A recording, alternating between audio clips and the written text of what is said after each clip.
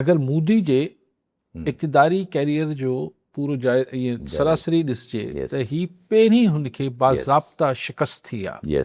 Election किथे हराइण किथे खट, पर जेको हुनजो नैरेटिव हो, जेको बयानियो मोदी बयानियो हो, जंहिंखे मोदी मीडिया बि सपोर्ट कंदी, हुनजो सोशल मीडिया बि कवर कंदो, अगेंस्ट वञी करे पूरो हिंदुत्ता जो, ऐं बसि आऊं स्ट्रॉन्ग मैन आहे, ही सख़्तु हार्ड स्टेट इंडिया खे ठाहे पियो, उनखे ही पहिरीं शिकस्त आहे। त हुनजो जेको तमामु वेझो साथी ऐं हिकिड़ो important political cabinet member Dharmendra Pradhan जेको आहे, उन एजुकेशन मिनिस्ट्री तां रिज़ाइन कयो। पहिरीं त चवनि पिया त हमारे हुकूमतों में इस्तीफ़ा नहीं होता। त अॼु हुन चयो पिए कांग्रेस चयो कॉकरोच जनता पार्टी वारे त मतलब झुकाने वाले हो तो फिर झुकी जाते हैं सब। एक्चुअली कई फैक्टर्स, इलाही सारा फैक्टर्स आहिनि जंहिंजे करे ही कामयाबी हिननि खे मिली आहे कॉकरोच जनता पार्टी खे। त हिकिड़ो त बेसिकली ही ख़ुदि मोदी जी वोट बैंक आहे। हिन में अक्सरियत जेके नौजवान छोकिरा छोकिरियूं या जिथां सपोर्ट आई पई, उन अक्सरियत हुनजी पंहिंजी हिंदू वोट बैंक हो बीजेपी जो। ॿी ॻाल्हि इहा आहे त हिन दफ़े नैरेटिव कंट्रोल न थी सघियो। टी ॻाल्हि इहा आहे त जेको डायस्पोरा इंडियन NRIs जेके हुआ, जेको मोदी सम्झे थो हुनजी वॾी ताक़त आहिनि, छाकाणि त इंटरनेशनल इमेज हुनजो ईअं ठहियल हो, उहो सपोर्ट कंदो, उहो बि मोदी जे ख़िलाफ़ु थी आहे। सो हिकिड़ी पहिरियों हुनजे स्टेटस को टोड़े छॾियो, यानी so much so the chief justice of India supreme court just वज़ाहतूं करे बि न मूं हीअं न चयो, मूं हीअं चयो, मूंखे मिसकोट कयो वियो। माना चीफ जस्टिस करे प्रेस सां ॻाल्हाईंदे वज़ाहतूं त न कंदो आहे। सो इट वॉज़ हिननि छोकिरनि छोकिरियुनि ऐं इंस्टाग्राम में मीम्स जेके आहिनि, रील्स एंड मीम्स जेको आहे, सॼी मोदी सरकार खे धोॾे छॾियो।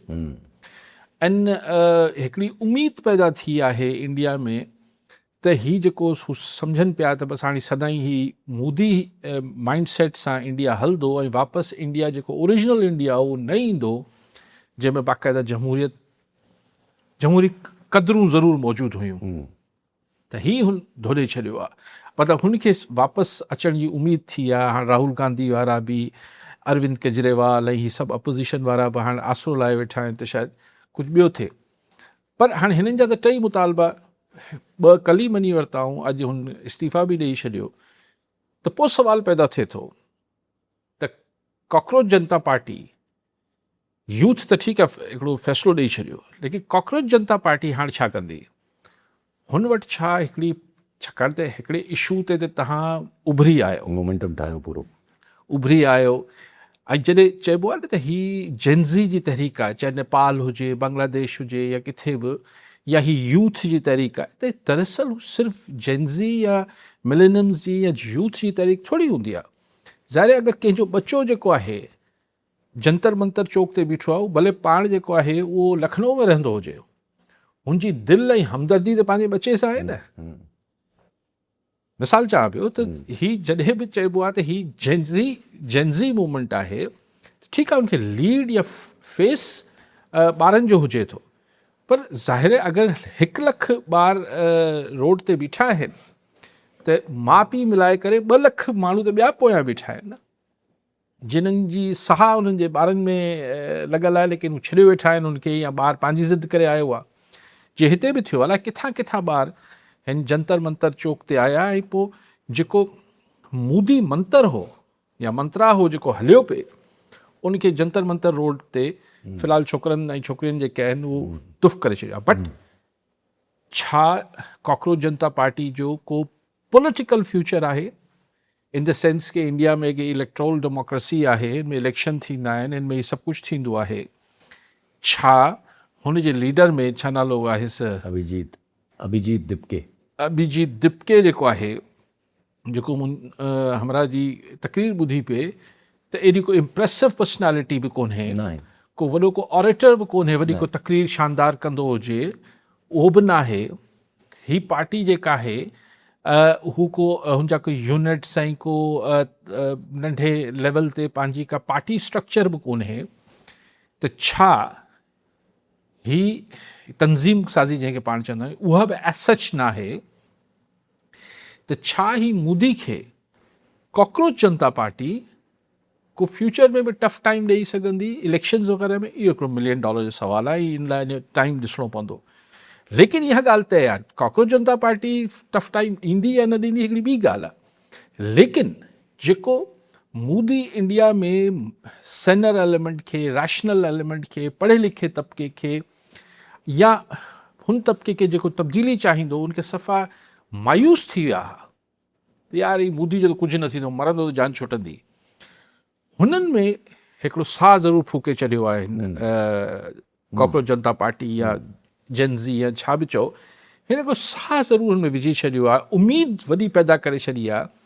ऐं जेको राहुल गांधी चयो बि पिए त भई हाणे ॿिया सेक्शन्स ऑफ सोसाइटी, फार्मर्स आहिनि, लेबर्स आहिनि, ॿिया आहिनि, उहे बि हाणे उहो चइबो आहे न दीवार लुॾी वई आहे, अहिड़ो आख़िरी धिको ॾिजे।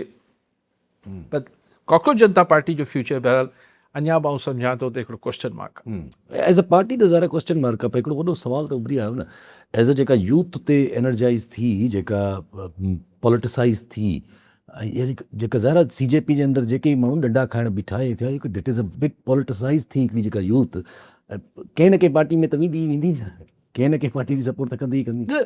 एग्ज़ैक्टली रहंदी ई नहीं। फ़िलहाल त कॉकरोच जनता पार्टी हिकिड़ो नालो ठही वियो आहे, ब्रांड ठही वियो आहे। थी सघे थो ही पंहिंजे पाण खे ऑर्गेनाइज़ करे वञे, थी सघे थो त ही इलेक्शन्स में बि को वॾी कामयाबी माणे वठनि। इंडिया में शायदि फॉर्म 47 एतिरो न आहे त हुते त पाण हीअं ताज़ो बि ॾिठो न, हिकिड़ो एक्टर जेको आहे उहो नाडू में उहो खटे अची वियो। ईअं आम आदमी पार्टी जेको अरविंद केजरीवाल जी इन ई दहली मां खटे आई, त मुमकिन आहे, इट्स ऑल पॉसिबल।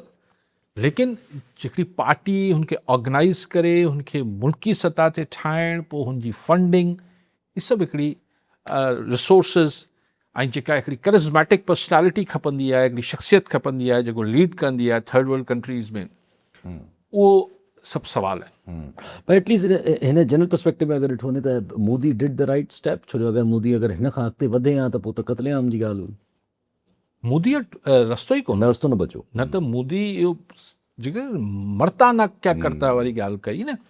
मोदी वटि वाट कहिड़ी हुई, मोदी छा करे आहे? मतिलबु हाणे हिन खां पोइ उते टैंकू हलाया, उते फ़ौजी मोकिलिया, उते माण्हू माराया, या हुन उहो त हिन महिल पोइ त ही जेतिरो हींअर सूरत हाल हुई, हिन खां ॾहूं ते वधीक ख़राबु इंडिया में सूरत हाल थी। हाणे जेका तव्हां ॻाल्हि कई आहे, हाणे एनालिस्ट बि ॻाल्हि कनि था पिया इंडिया जा, त cockroach Janata party might face a bigger crackdown once this settles. You see, Modi will be a fool, हिकिड़ो वॾो बेवकूफ़ माण्हू हूंदो। हिन पहिरीं बेवकूफ़ी इहा कई जो हिन जॾहिं इंस्टाग्राम ते हिकिड़ी पॉलिटिकल पार्टी ठही पई त हिनखे कहिड़ी ज़रूरत हुई हा, यस, उनजा अकाउंट्स ब्लॉक करण, हुनखे एतिरी इंपॉर्टेंस ॾियणी। ठीकु आहे, चए हाँ बच्चे हैं डिजिटल पे खेल रहे हैं, आई गई ख़्याल थी न। हिते बि ॻाल्हि इहा आहे त अहिड़ी कहिड़ी वॾी डिमांड हुई जेका ही लठबाज़ी खां पोइ इनखे ख़्यालु आयो त